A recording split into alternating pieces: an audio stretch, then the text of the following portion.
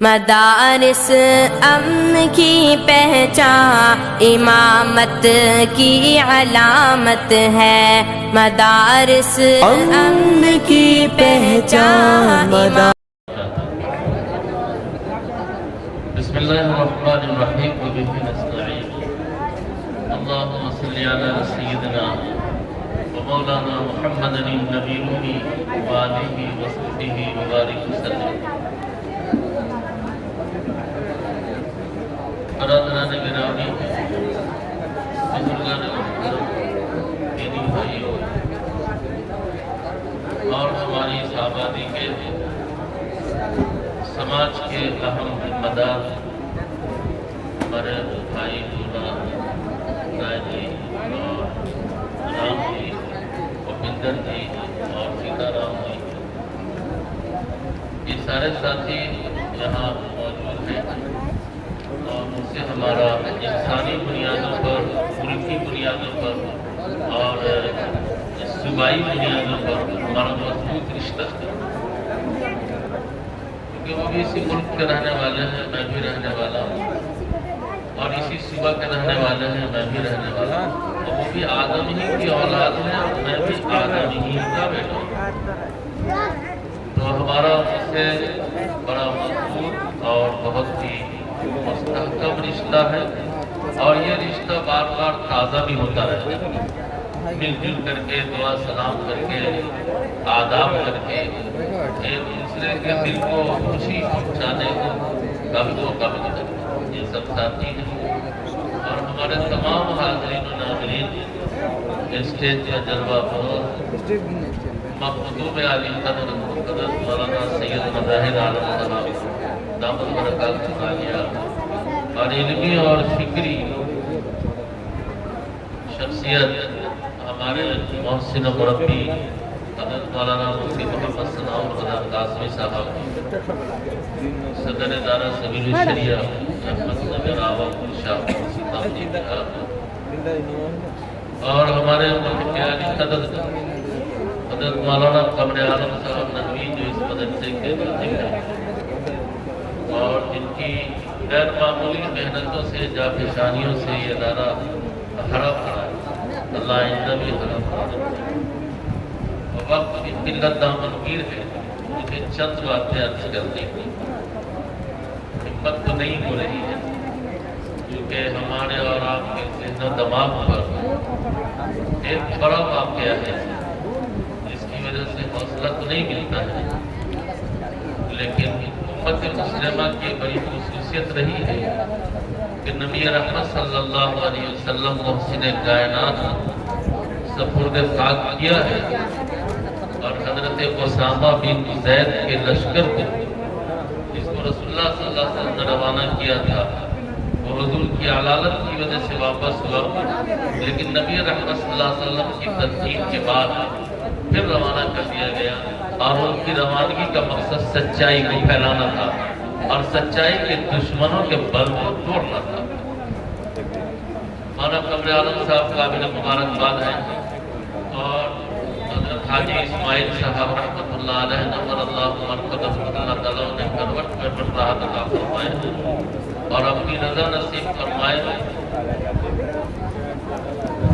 ان کے تمام بھائی محمود عالم صاحب، الحاج محمود عالم صاحب اور بھائی اسرائیل صاحب اور ان کی پوری ٹیم، کہ انہوں نے ایک بڑے مخلص اور بڑے ہمدرد، انسانیت کے علمبردار، عظیم خدمت گزار بھائی کی جدائیگی کو اللہ کے فیصلے اور نبی رحمت صلی اللہ علیہ وسلم کی تعلیمات پر راضی ہوتے ہوئے جو نظام پہلے سے طے تھا اس کو باقی رکھا، اللہ انہیں ہمت دے، حوصلہ دے۔ حضرت حاجی صاحب رحمۃ اللہ علیہ ہم سے پہلے گئے ہیں اور ہم ان کے بعد جانے والے ہیں، وہ اب ہمارے پاس تو نہیں آئیں گے، لیکن یہ سچائی ہے کہ ہم نے کہا رات ان کے بعد چلا جائے گا، کیا بھولا رہے جی، وہ تو اب ہمارے پاس نہیں آئیں گے، لیکن ہم تو ان کے پاس چلے جائیں گے۔ حضرت حاجی صاحب رحمۃ اللہ علیہ بلا شبہ وہ اپنی ذات کے اعتبار سے ہماری مجلس میں نہیں ہے، اپنی باڈی کے اعتبار سے ہماری مجلس میں نہیں ہے، لیکن آत्मा اور अपने किरदार के एतबार से इस मजलिस में मौजूद है, अपने किरदार और अमल के एतबार से इस मजलिस में मौजूद है। ये जो पूरी मजलिस है, ये दर हकीकत हाजी साहब ने जो सितारों की अंजुमन सजाई थी, ये वही सितारे तो आप लोग हैं जो उन्होंने सजाया, खुद रुखसत हो गए, अंजुमन बाकी है। अगर जो न सजाते तो इन सितारों के बीच में हम और आपको आने का मौका नहीं मिलेगा। ये उनका बड़ा कारनामा है और ये कारनामा इंशाअल्लाह उनकी दुनिया के लिए भी और मरने के बाद की जिंदगी के लिए भी बड़ा मुफीद होगा। मैं साथ ही साथ ये बात अर्ज कर दूं कि पूरी दुनिया के मैसेंजर हजरत मोहम्मद सल्लल्लाहु अलैहि वसल्लम ने एक दुआ मांगी। दुआ में अल्लाह से कहा, यानी इस कायनात के पैदा करने वाले से, जमीन के पैदा करने वाले और आसमान के पैदा करने वाले से ये कहा कि ऐ मालिक, जब भी आप मुझको मौत दे तो बरकत वाली मौत दे।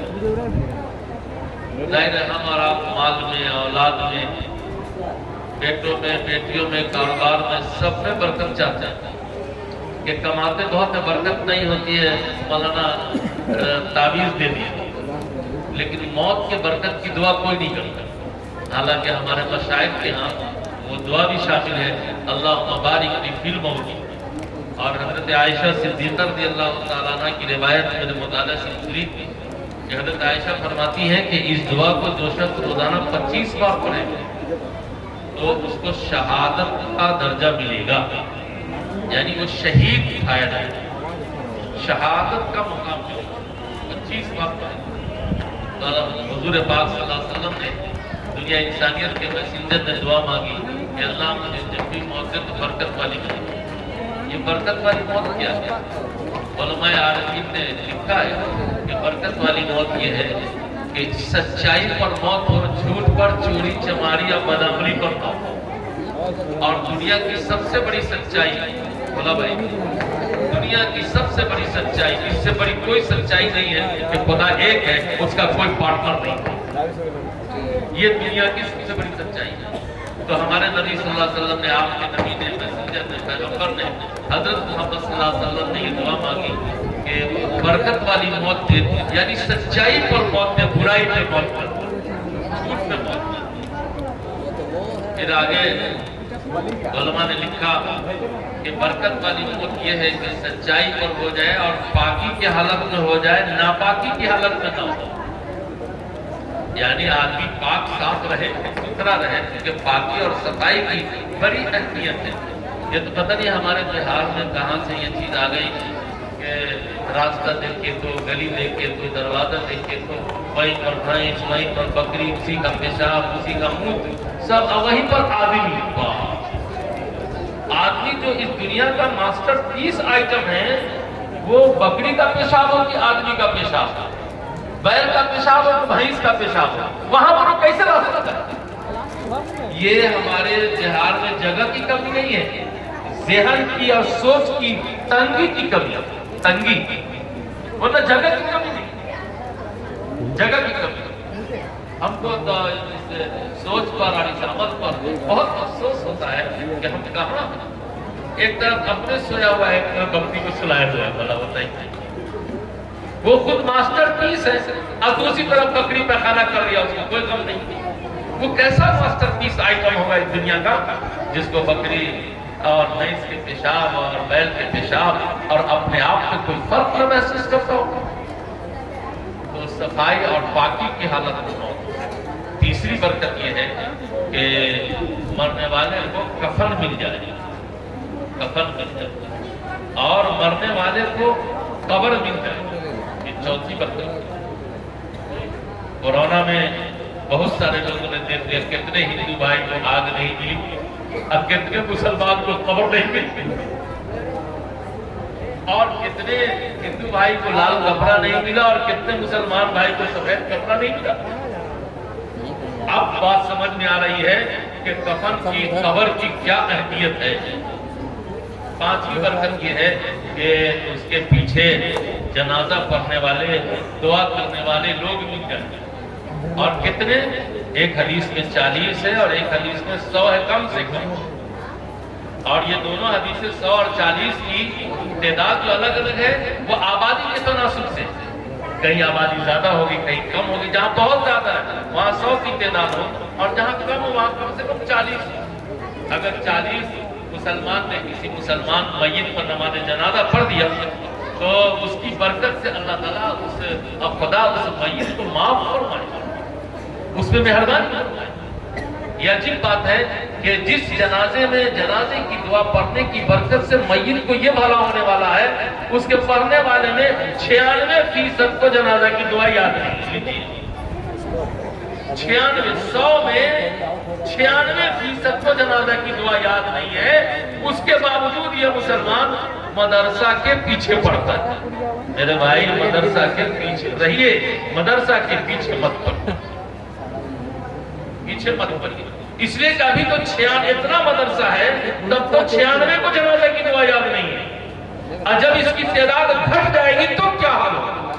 اور 40% مسلمانوں کو پہلا کلمہ یاد نہیں ہے، پہلا کلمہ یاد نہیں، پہلا کلمہ لا الہ الا اللہ محمد رسول اللہ یہ یاد نہیں، 40%۔ اور یہ کون مسلمان ہے؟ نسلی مسلمان ہے، برادری کے نام پر مسلمان ہیں، نسل کے نام پر مسلمان ہیں، لیکن ان کو اسلام کا پہلا منتر بھی معلوم نہیں ہے مسلمان، اب کہیں کہ ہم مسلمان ہیں۔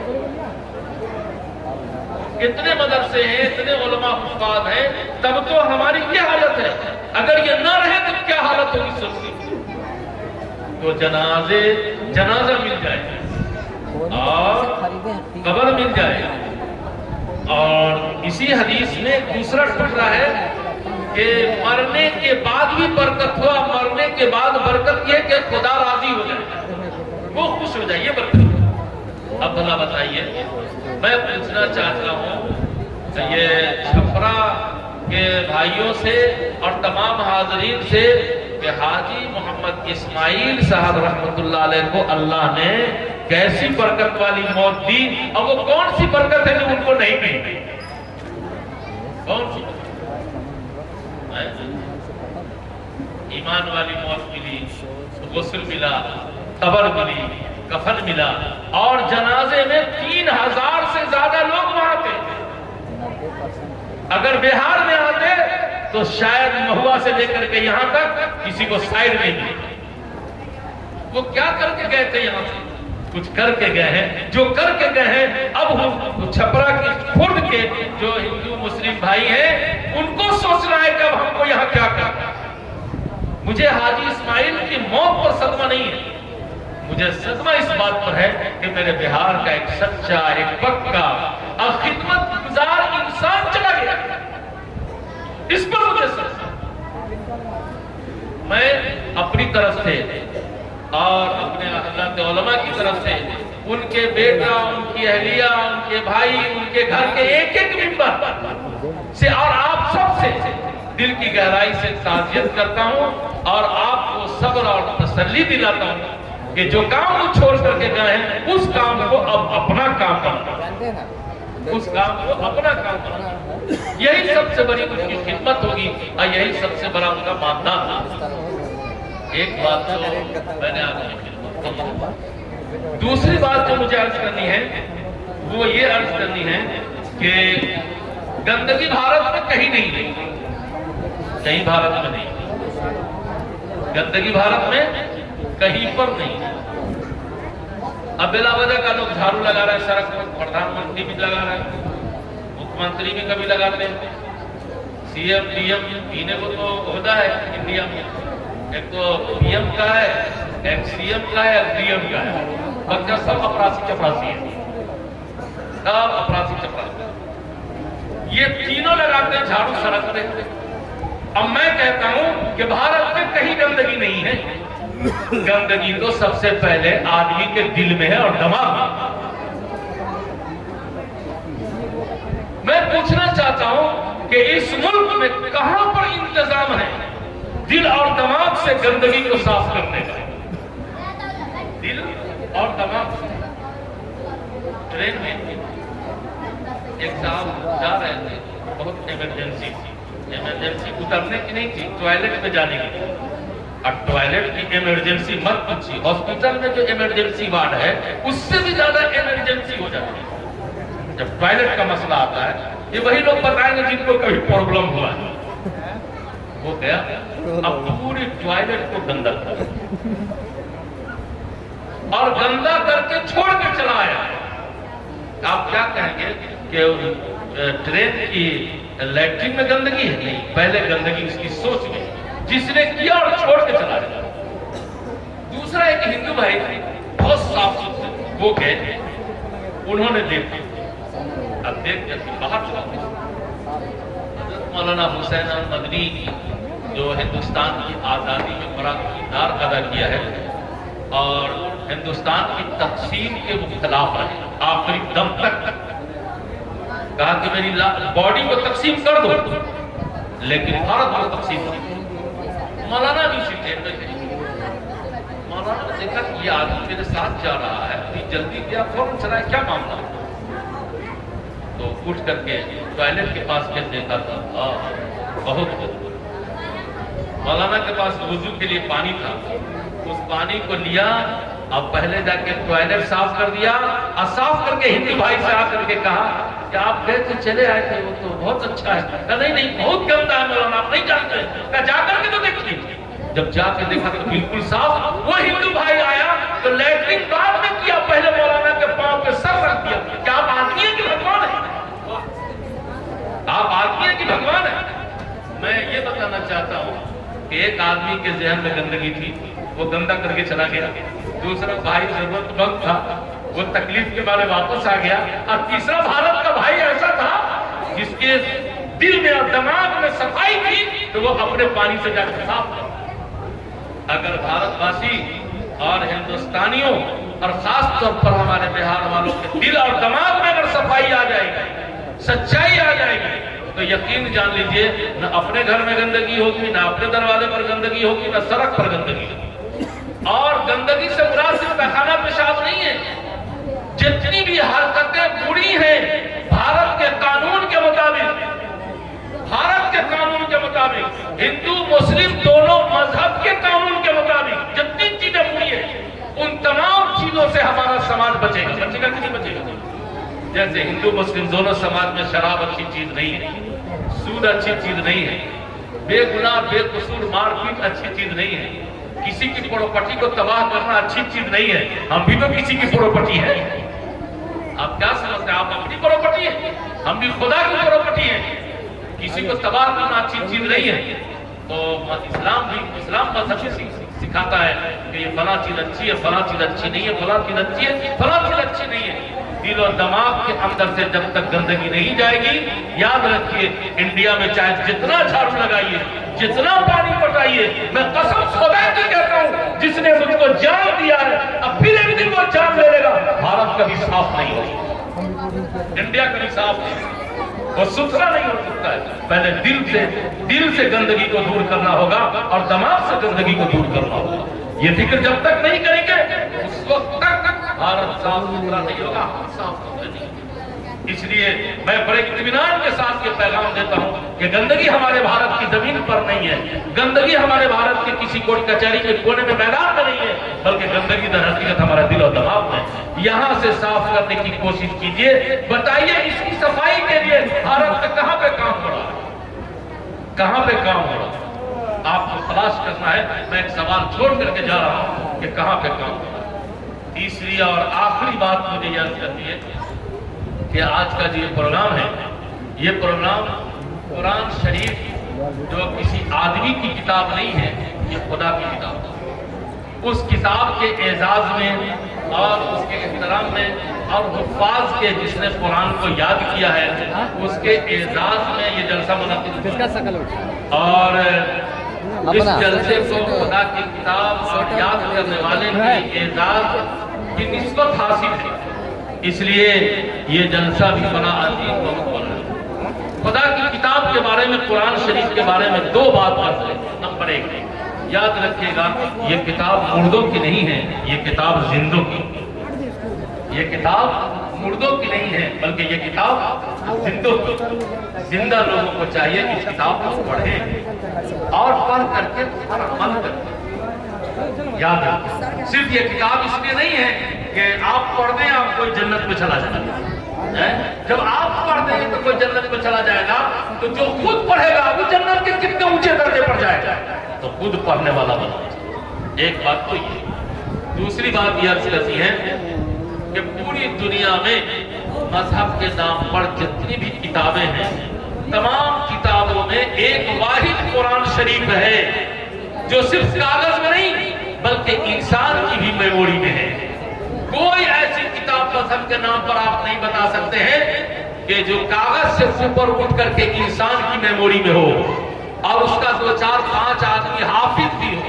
ہم کو اور آپ کو تو 10 موبائل نمبر یاد نہیں ہے، اور یہ چھوٹا چھوٹا بچہ 30 پارہ اتنی موٹی کتاب کو 2 سال 2.5 سال میں، بعض بچے تو 1 مہینے میں، بعض بچے تو 3 مہینے میں، بعض 6 مہینے میں پوری کتاب یاد کر لیتے ہیں. اور وہ کتاب صرف کاغذ میں نہیں بلکہ دل و دماغ میں وہ کتاب محفوظ ہوتی ہے. اب پھر اس کو رمضان میں زبانی سنا بھی دیتے ہیں. یہ دلیل ہے اس بات کی یہ کتاب ہمارے اور آپ کی نہیں ہے، یہ کتاب اس رحمان کی ہے جس رحمان نے اس کی حفاظت کی ذمہ داری لی ہے. اور اللہ تعالیٰ نے قرآن کریم میں فرمایا بھی ہے الرحمن علم القرآن. قرآن کے سکھانے میں صفت رحمت تو ذکر کیا ہے. پتہ یہ چلتا ہے یہ خدا کی مہربانی ہے کہ لوگ قرآن سیکھ لیتا ہے، قرآن یاد کر لیتا ہے. خدا کی مہربانی نہیں ہوتی تو قیامت کی صبح تک اس کتاب کو یاد کرنا ہمارے آپ کے بس کی بات نہیں تھی. اور دوسری جگہ فرمایا انا نحن نزلنا الذکر وانا له لحافظون. ہم ہی نے قرآن اتارا ہے اور ہم ہی اس کی حفاظت کے ذمہ دار ہیں. اگر خدا کی حفاظت کا معاملہ نہیں ہوتا تو اس کتاب کو کوئی بھی آدمی سینے میں محفوظ نہیں رکھ سکتا تھا. یہی وجہ ہے کہ جب قرآن حفظ کرتا ہے جو لڑکا اس کو آپ کیا انعام دیں گے؟ آپ یہی بیگ دے دیں گے چوہوں کاٹ دیں، آپ کو 400 کتاب دے دیں گے، 400 روپیہ دے دیں گے. لیکن سب سے پہلے گفٹ خدا دیتا ہے جس کی کتاب کو یاد کیا ہے. وہ کیا دیتا ہے؟ حافظ، حفاظت کرنے والا، بچانے والا، سیف رکھنے والا. یہ نام اللہ کا ہے، کسی کے ابا کا نہیں ہے. اللہ تعالیٰ یہ نام کا گفٹ سب سے پہلے اپنے اس بندے کو دیتا ہے جس بندے نے قرآن کو سینے میں محفوظ کیا ہے. تو پہلے خدا اپنے نام کا گفٹ دیتا ہے، اس کے بعد کوئی بیگ کا اور کتاب کا گفٹ دیتا ہے. میں دل کی گہرائی سے مولانا قمر عالم صاحب کو، اس مدرسے کے تمام اساتذہ کو اور حاجی محمود صاحب کو، اسرائیل بھائی کو اور ان کے گھر کے ایک ایک ممبر کو، مردوں کو بھی عورتوں کو بھی دل کی گہرائی سے مبارکباد دیتا ہوں کہ انہوں نے بڑا کام کیا اور ایسے وقت میں اس کام کو کیا، حوصلے سے کیا جہاں ان کے بڑے بھائی داخل مخاطب دے گئے. اللہ تعالیٰ حاجی اسماعیل صاحب کو کروٹ کر سورگ عطا فرمائے، جنت عطا فرمائے اور اپنی مرضیات سے نوازے. ربنا تقبل منا انك انت السميع العليم بحرمة محمد ابو بکر وعمر وعثمان وعلي واصحابه اجمعين وبرحمتك يا ارحم الراحمين. واخر دعوانا الحمد لله رب العالمين.